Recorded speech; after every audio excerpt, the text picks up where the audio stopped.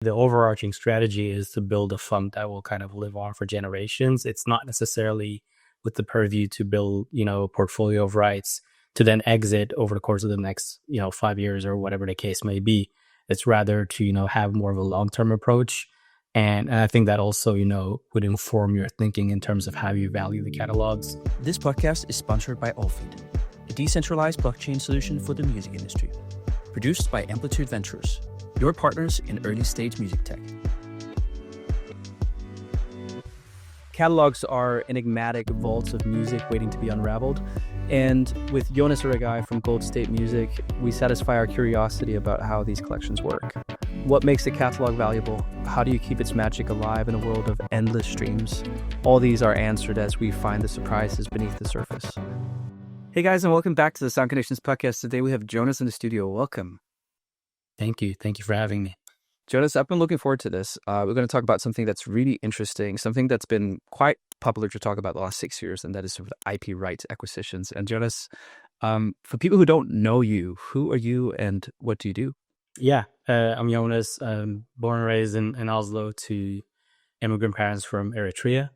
I've been in the music industry for the past, I'd say, 15 years, mainly in talent management and kind of, adjacent roles. And for the past couple of years, 2.5 years, I've been in the rights acquisition space. I'm currently the chief of staff at Gold State Music, which is a music investment fund out of the US. So that's what I currently do.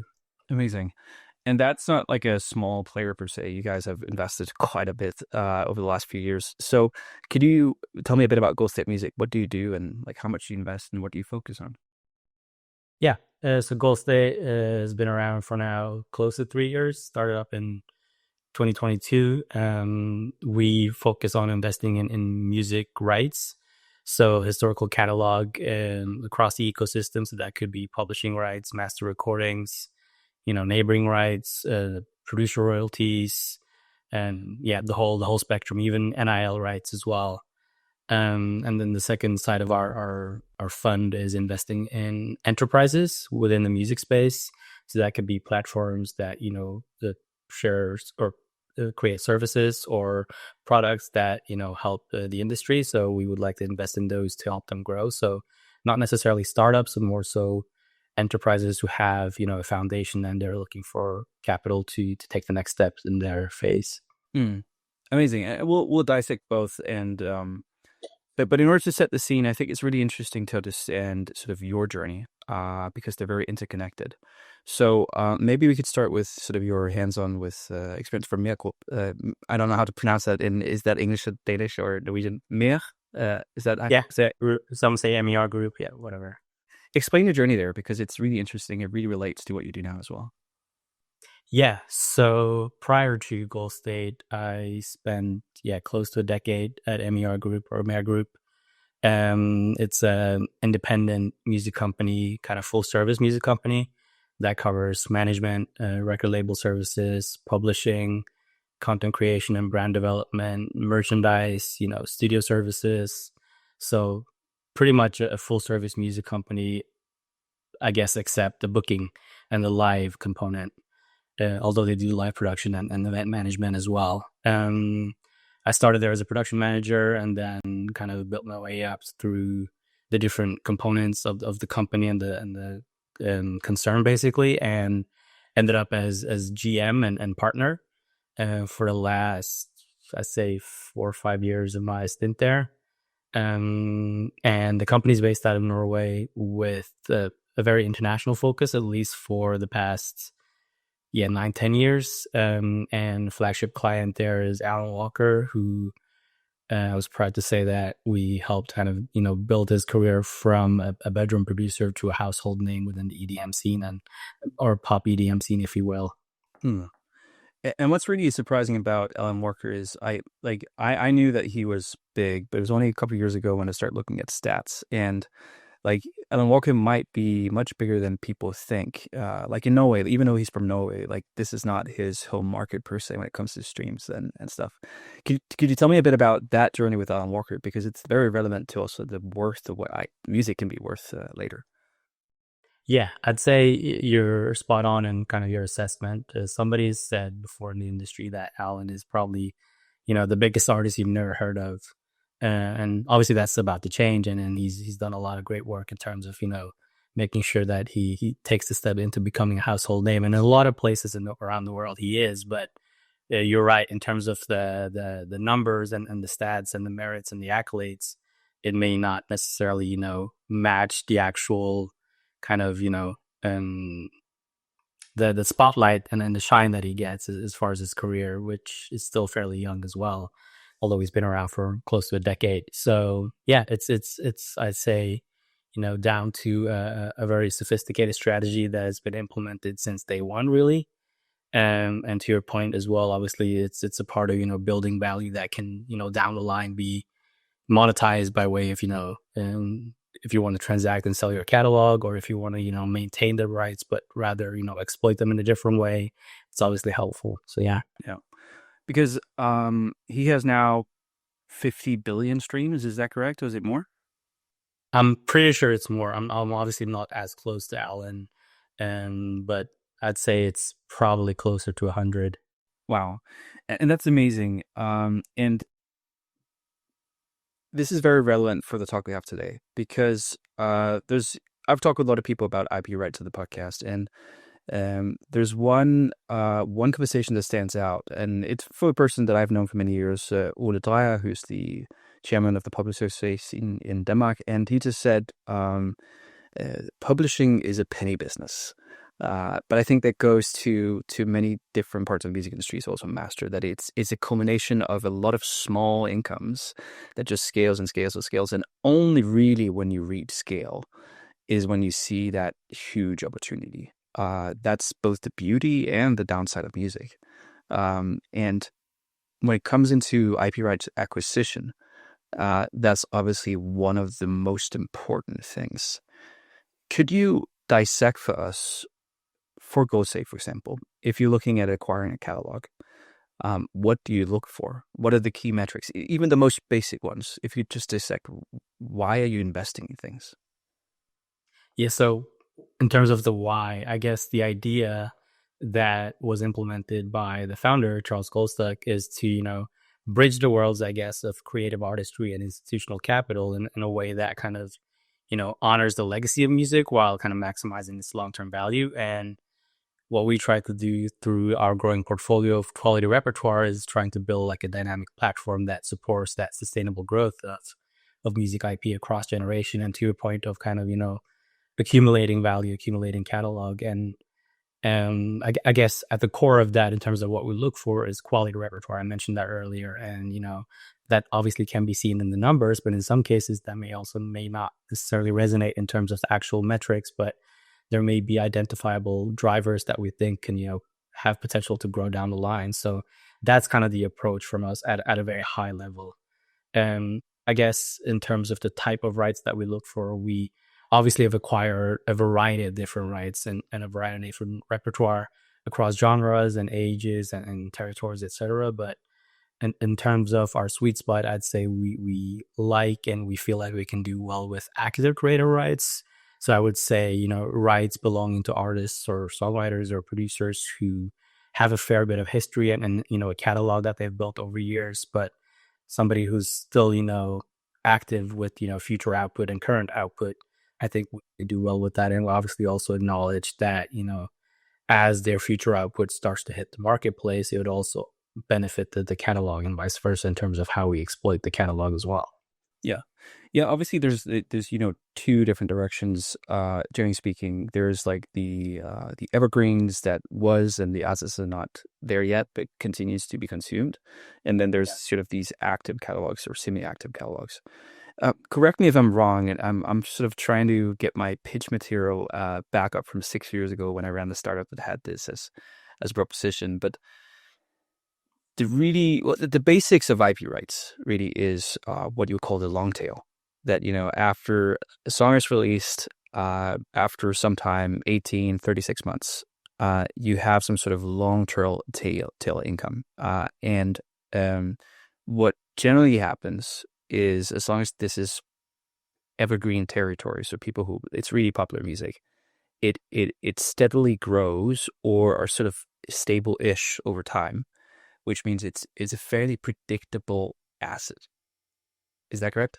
Yeah, I would say you're spot on in terms of your assessment. It's obviously repertoire the way it's consumed today, and the streaming age of music consumption. You have a repertoire as it hits the marketplace being consumed at a certain level. Obviously, it's subject to a decay for the years to follow, and then at some point, and that varies for every single catalog. But you can see some trends. It would reach a steady state where the income finds its kind of baseline, its long tail, if you will. And from that point onwards, it would, depending on the catalog again, it would potentially, slightly even grow from that baseline or decay a little bit or, go up and down. But, at an average, reach a steady state where you can have, to your point, a fairly, predictable income stream that, will go on into perpetuity. Yeah. And that's the interesting thing. And I'm going to, again, pull some more things back from my pitching Yeah. days on this, and also just to sort of dissect it. So one of the things that's also really interesting about IP rights um, is obviously the topic about multiples. So again, our podcasts are really focused on entrepreneurship, and ultimately the general outcome that a founder wants is they want to sell their company, and that is basically there's an exit. But in music, in its core form, doesn't really have an exit because you own some rights and you are paid when that is consumed. And when it comes to funds like yourself, that is basically the creator's version of an exit. They might retain some rights. They own something and they receive year over year a paycheck.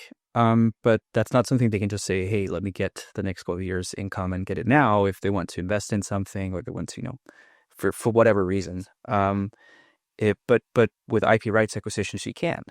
And depending on where in the hype cycle you were in, acquisitions, that could go anything between 7 to 25x of an annual revenue associated to those rights. What's sort of you guys came in, I think, a really interesting spot in this whole like public pursuit of IP rights because you came a few years later than the Hypnosis, which in my book is maybe the first that made it this very aware for the general public to be aware of it. And you were sort of like in the spot where things really started to sort of to take a lot of public spotlight. And what was your strategy when it came to sort of multiples and activate the catalog? Like, did you have any philosophies there? Yeah, well, the overarching strategy is to build a fund that will kind of live on for generations. It's not necessarily with the purview to build, a portfolio of rights to then exit over the course of the next, 5 years or whatever the case may be. It's rather to, have more of a long-term approach. And I think that also, would inform your thinking in terms of how you value the catalogs.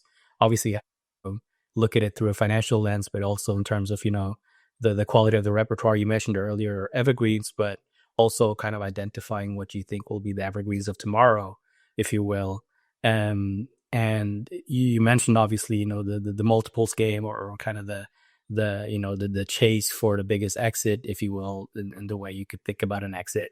I think the multiple itself is obviously a number that a lot of people get, stuck on, but it's more so, a very thorough and sophisticated analysis of understanding the quantitative drivers and the qualitative factors of every single catalog and even, facets within that catalog in terms of different songs and how they move and how they, grow and evolve over time.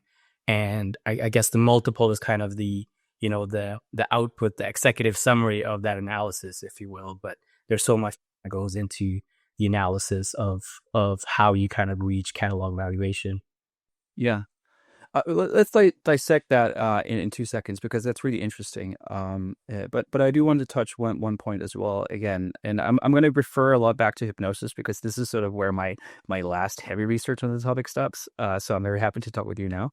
But one of their core value propositions back in the day that they were public about was synchronization and activation of catalog that might be less utilized. Is that a part of your core business, or are you focusing more of like the artist being active and out sort of creating new stuff? Where's your focus on activating the catalog? I would say both. I would say both. So in terms of how we approach portfolio management, there's a lot of different things that you can, implement into, how to try and build a catalog and its performance after closing and after transacting.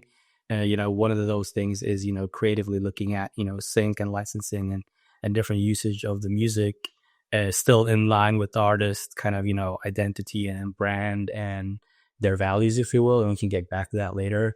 Another part of it is looking at the admin of it, making sure that the collection is being done at a level it should, making sure that no money's left on the table, maybe even consolidating rights and optimizing the admin partnerships and how it's being collected and what type of different agreements are in place.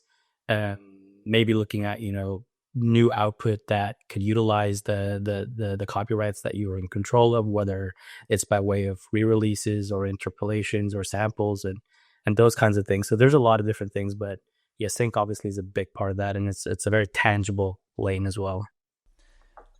Your current title right now is chief of staff. Yeah. Yes. What type of team is needed to execute on such management? Like, can you break down the roles and what they do to some degree so we just get an idea of what it means to run this? Yeah, so we have a team of 20 plus people at this point, mainly based out of the US. Like you said, my role is chief of staff. Within that lies somewhat of an all-round, responsibility across a variety of, different parts of the company. In terms of valuing the actual catalogs that come on our table as far as incoming deal flow or, potential target acquisitions that we look at, we have a very sophisticated in-house deal team, a handful of people who, have extensive experience with this. And they do the actual work of analyzing every single deal that we, explore or pursue in terms of, coming up with a fair catalog valuation for that opportunity. And then there's working with the seller community, their representatives, whether that's, their management, their lawyers, their business managers, etc. There may be advisors in place, and if there's, tax implications that you need to look at, and then, other elements in that regard. So we work very well in terms of the, the pre-close process. And then we also have a team of, portfolio management team that, make sure that the portfolio that we have under management and the assets that we have under management are being exploited properly, that, to ensure that we're seeing the revenue that we're supposed to from each of these catalogs, to make sure that, the partners that are in play, because there's a variety, there's an abundance really of different, sources that pay out the income relating to each single catalog, whether that's on the publishing side or the master side. So obviously working very close with them, and that's external partners. But our in-house team would then analyze the income, make sure that the performance or, understand whether the performance is holding up relative to the forecast that we put in place when analyzing the actual catalogs pre-closing and continuously. And then there's also a creative team working, with creative initiatives and marketing initiatives in terms of, how to exploit the catalog. And that's very much, a combination of, our initial and internal initiatives. And then, teaming up with the artists and their representatives, because if somebody is an active artist, like an Alan Walker or a Daya or somebody else, they may have, or they surely have existing activity for their frontline output and repertoire, and there's obviously limited real estate that you can occupy in terms of their communication to the audience, so that you would have to align with those initiatives. But there's also things that we can do that doesn't necessarily intervene or intersect as well. So that's kind of the team at large, if in terms of kind of, the different components or departments, if you will. Yeah. Yeah, well, I can also see this as very much database mathematics economy. Like it's nerdy business and then a tiny bit of creative. As far as I can understand, you have close to $1 billion in assets under management at the fund. Is that correct? No, not at this point. I'd say we are probably around 400 million. And then our recent capital raise hopefully will get us to that $1 billion mark over the course of the next years. Yeah. Yeah. Well, it's very impressive. And obviously you're managing a lot of money. And going back to the valuation metrics, that obviously is key. You need to make good deals besides, activating the catalogs and partnering with artists that are active and can sort of promote it. Like, the valuation is really important. Could you break down like maybe some of the core components that goes into valuating a catalog? Yeah, it's a very multifaceted process. I mentioned that earlier in terms of the drivers and the factors that go into evaluating a catalog, because obviously data analytics have become incredibly sophisticated, and looking at consumption patterns or other uses of the music historically, looking at demographic trends, looking at historical revenue volatility, all of those things come into play. But then beyond that, we also try to understand, the intangibles, if you will, in terms of the cultural impact of the music, the genre, the artists themselves, their ongoing engagement with fans, potential future uses in media or other emerging platforms. All of those things come into play. And we also know that artists, and I use artists as kind of an overarching term, but it's really, the creatives. It could be, producers, songwriters, any rights holder in question, but for ease, let's use artists. And they would want, most of them obviously are looking for the biggest paycheck, like you said, the biggest exit if they're entertaining the sale of their catalog. But most of them also want more than just a price tag. If like they want a partner who understands the emotional significance of their work, someone who will preserve their legacy while unlocking financial value. And so that that transparency, that flexibility, that ongoing collaboration with the seller communities probably also just as critical to the artist as the actual financial terms themselves that make up the actual valuation of the catalog. I'm not sure if that answered your question, but yeah.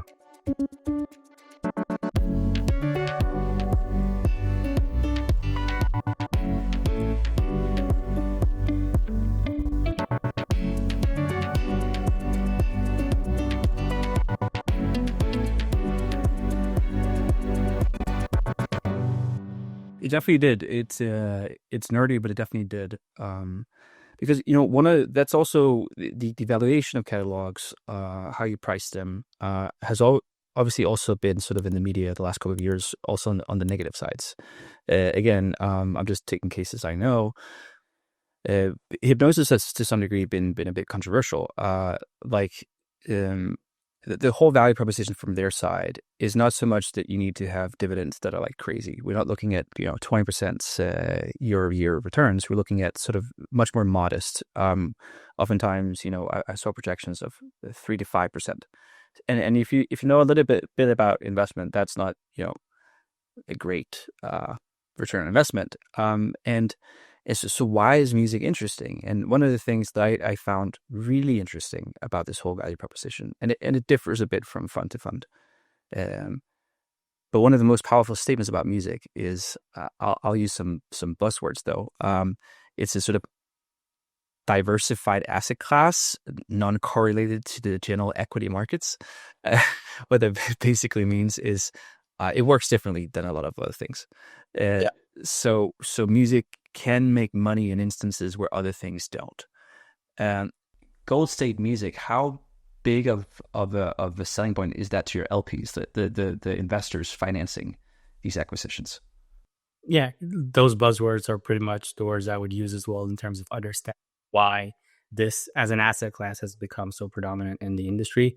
And I think in terms of the investors, like you said, they're looking for, diversified, portfolio of rights that appreciate in value. And, for us, it's not really a matter of, convincing our investors or think about it this way. The objectives of the creative community and the artists doesn't necessarily differ too much from the objectives of the investor community, because I think you have to recognize that artists and investors actually share more common ground than people assume. I think both parties would want, the music, the rights in our portfolio to be successful for the long term, both financially, culturally, reputationally. I think artists wants their legacies to be protected and their work to reach new audiences. And like you said, investors want stable, appreciating assets. And I think our job is to align those incentives through, active catalog management efforts that deliver returns without compromising that creative integrity. I think that means, setting thoughtful boundaries around the usage of repertoire in terms of licensing, etc., preserving the voice of the artist in brand and sync partnership or any, communication, and also ensuring like, long-term stewardship or, yeah, basically just making sure that the catalog is preserved in accordance with, all stakeholders while still maintaining commercial efficiency of sort. And I think when that's done right, the trust and performance kind of reinforce each other. Yeah. I don't know if this is public numbers, so feel free not to answer if it isn't. But what sort of dividend outcome are you looking for as a fund? Do you have a goal of like, this is what we want to reach? We do, but not public, like you said. Sure. Okay. Yeah, but it's still like either if it's high or low, the argument still stands that if you look from like an investment portfolio perspective from LPs, it can be a very attractive investment even if it underperforms other opportunities, because of course, what you just mentioned with the legacy and the importance, but also just because it's diversified in itself, and a lot of I think you're right. And you mentioned earlier the non-correlation part, which is, I think, important because one thing we know or can say fairly certainly is that music will be consumed at any given time in like any context, whether, economy is good or bad, whether, there's unstable, things happening in the world, whatever the case may be, music will be consumed, I think, and people would want to be entertained in some shape or form. I think the variable is more so in what way will they want to be entertained or in what way will they consume music. So I think as long as one, stands as close as possible to the actual rights and the actual content, I think you will be in a good place. And obviously you'll have to be dynamic and adjust to those trends that I mentioned. But I think as long as you're as close to the rights as possible, it's fairly difficult to, not be in a position of, growth. Playing the devil's advocate on sort of the rights acquisitions model, at least in sort of the public perception, is the assumption of the fallacy of streaming will continue to grow and the revenue continue to grow in this very high growth market. And again, I'm just playing on sort of things I read and hear. One of the assumptions for certain funds, at least, is that, a very optimistic view on that things will just keep on growing, and they sort of put that into their valuation metrics. What's Gold State's sort of standpoint on the growing revenue of music, and where do you see this heading, and how does that affect your catalog? Yeah, well, I think on a general note, obviously we are optimistic about the future, because if not, we wouldn't be in this game at all. But I think you're right in terms of, there's different levels to this, and we probably see ourselves, turning down a majority of the acquisitions that are being presented to us as potential deals. And also more often than not, we're being outbid just because, we have a modest or, a fair understanding of the value that we think a catalog has. And we're not necessarily going to deviate from that. I think in any business that you run, whether that's, a music fund or a startup or whatever, you have to kind of, understand what your strategy is and then implement that and try to, keep the eyes on the prize and not be diluted by, external factors or what others are doing. So we're not necessarily, putting too much weight onto, the buzzwords or the headlines of the marketplace, but rather, staying, true and trusting our own vision and our own strategy. But that would also, mean that we may not be in a position to, get every deal that we're looking at because we may be priced out of it, There's an interesting discussion, especially from a rights holder, the whole thing about AI. And I think what is extra interesting is, for example, now I'm taking the case of M.E.R again. Like you can state that he has been sort of a front runner in a certain style. Like he has influenced a lot of music the last few years, and he's been the first move on certain styles that have been sort of adapted popularity. And I'm not an expert in sort of the neural networks of music AI, but I think it's a fair assumption to say that, you know, a lot of his music has been the source of a lot of AI training.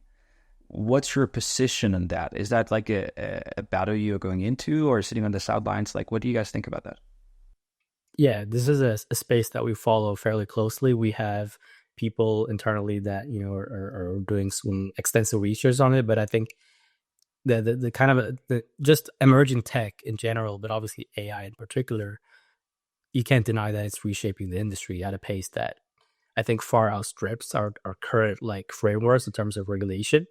And I think that while these tools offer, exciting, creative and operational possibilities, they also raise serious question about, authorship, like you said, rights attribution, ethical use, these things. So as AI becomes more deeply integrated into music creation and music distribution, we need, I think, clear, enforceable standards that protect original creators and ensure fair compensation. This isn't just about, safeguarding the past. And, Alan's right. It's about building trust and transparency for the future, I think.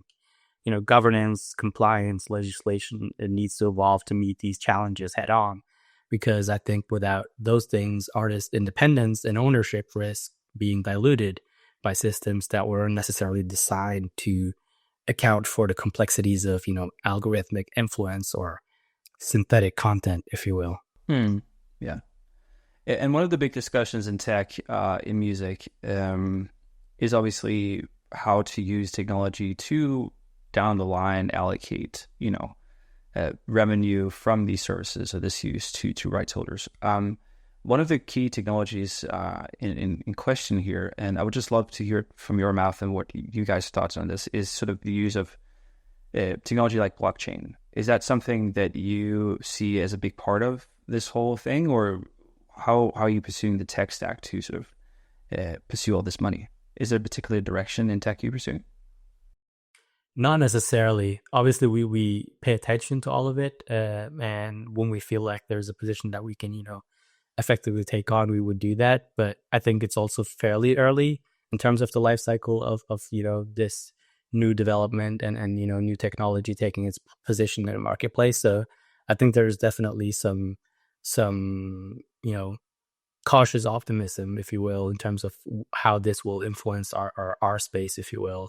But we're very much so in a position, I think, as an industry of still trying to figure out, the guardrails and how this will be implemented into the existing, structures of our business. Yeah. You mentioned at the beginning that, Gold State Music also have these investments you do in enterprise platforms. And I would assume that you also have an investment thesis that's focused on some sort of synergy to your main, revenue from the fund. Like, how do you think about investments, and how does that create a symbiosis with the rights acquisition? Yeah. So on the enterprise side, in terms of the growth fund that we have, they are two separate vehicles in terms of our approach. Like you said, if there are synergies or if our investments that we do into enterprises that, build music services or platforms can also, positively affect the rights that we control in the rights fund, that's obviously the dream, but it's not a deal breaker in terms of that being in place. But we're very selective in terms of the opportunities that we pursue in the enterprise space.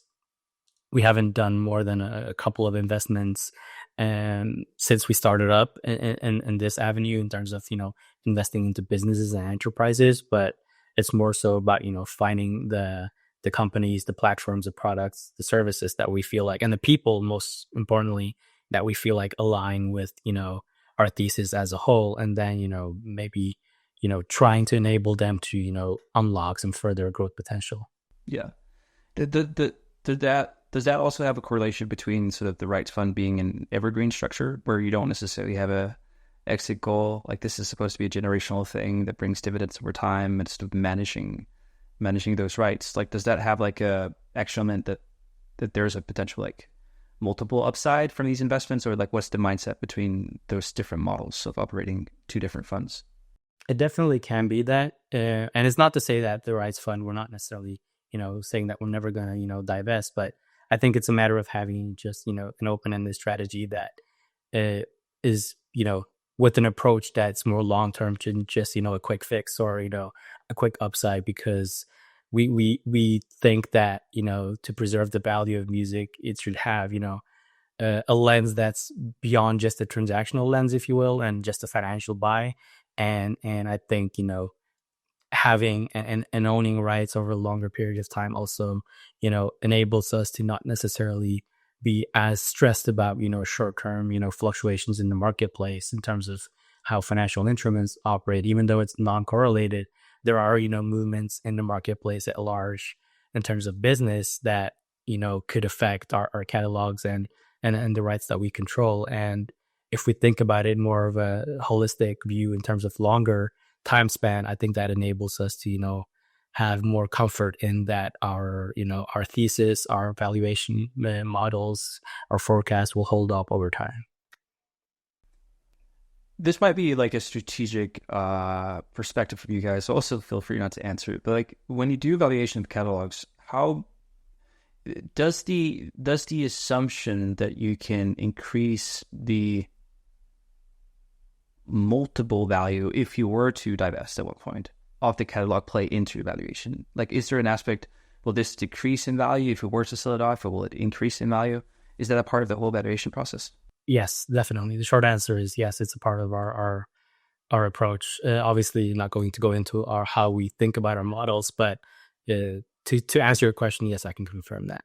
Yeah, because that's an interesting thing that's not spoken about that much, obviously, because it also gets really complicated and there's a lot of big speculation in it. Obviously, you can have, speculation based on data, but still, ultimately, that speculation, as pretty much any investment is.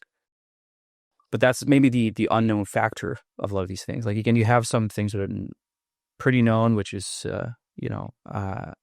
how will they perform over time to a big degree. That's fairly known based on the history and how this whole works. But then there's the creative potential. Then there's the artists, how they're going to utilize their new catalog. And then obviously the value of the catalog at large if you were to sell. Yeah. My question is, where do you believe this is heading for the industry at large? Obviously, this has been a big focus area the last couple of years. And there's a lot of big investors like KKR, Blackstone, like the biggest investment funds in the world has come in and proclaimed this is something of a focus. Do you believe you've hit the height of that, or like what's going to change in the appetite for music rights over time? Yeah, I think in any case of, rapidly growing spaces or evolving spaces, as has been the case for, the music rights acquisition lane, I think we're, in a position or in a time right now of maturity where, there may have been, an influx of outside private equity money beyond just the bigger music corporations acquiring catalogs. And I think now we're in a position of, these companies understanding that, different fluctuations in the marketplace, the cost of capital being at an more expensive rate right now than what it was 5 years ago.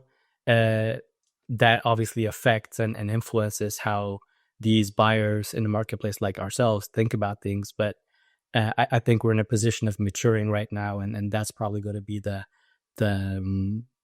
tone, if you will, over the course of the next couple of years. And I think that's also going to, enable some firms and some buyers to, further scale up and build. And then some firms and some buyers may also just decide to opt out. And I think the secondary marketplace also is building right now in terms of, funds that maybe came in early on to acquire rights and have built a portfolio of assets, are now looking to divest and maybe realize their potential upside, if you will. Yeah, and that's the big question.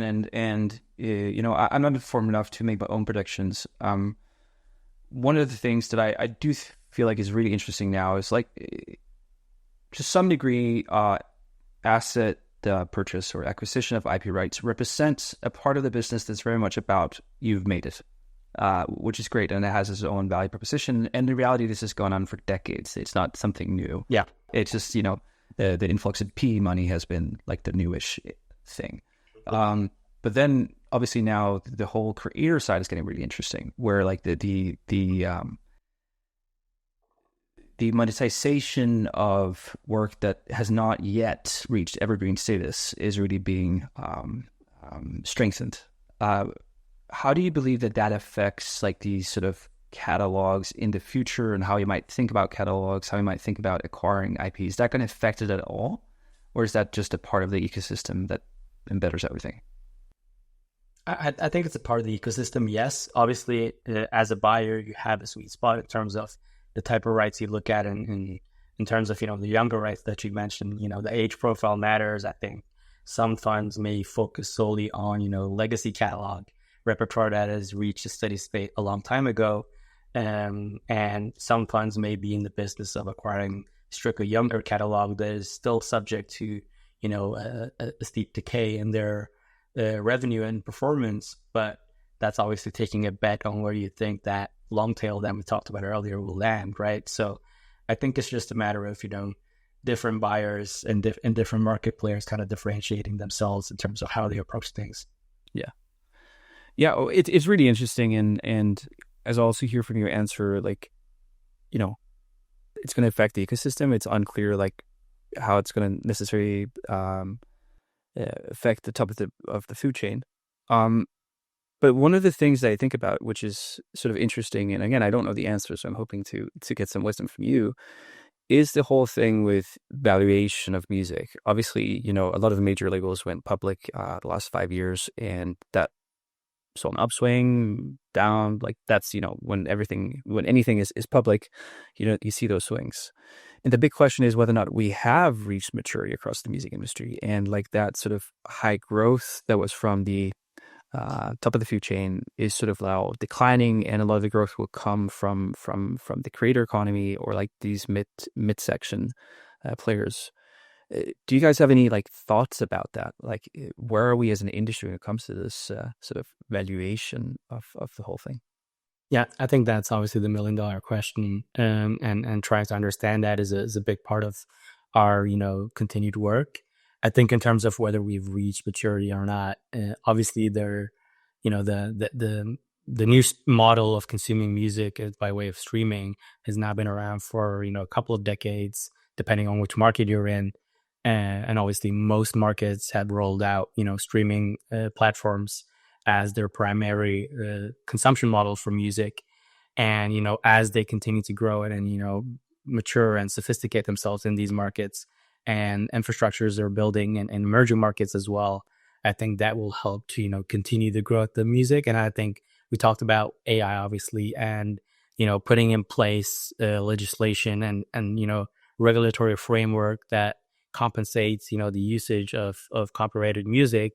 Once that is in place, I think that obviously also is a driver for continued growth in terms of the value of music, because then you have infrastructure in place to actually compensate creators for the music that they've created before, if it's being used in AI training or creation of the synthetic content, if you will. Yeah. In other words, the current consumption models are probably gonna grow, but then there's new revenue streams that does not exist at scale yet that could potentially really contribute into that. Well, we hope so. Yeah. Hope so. According to legislation and consumer behavior and all of these other things that we really can't control. Yeah.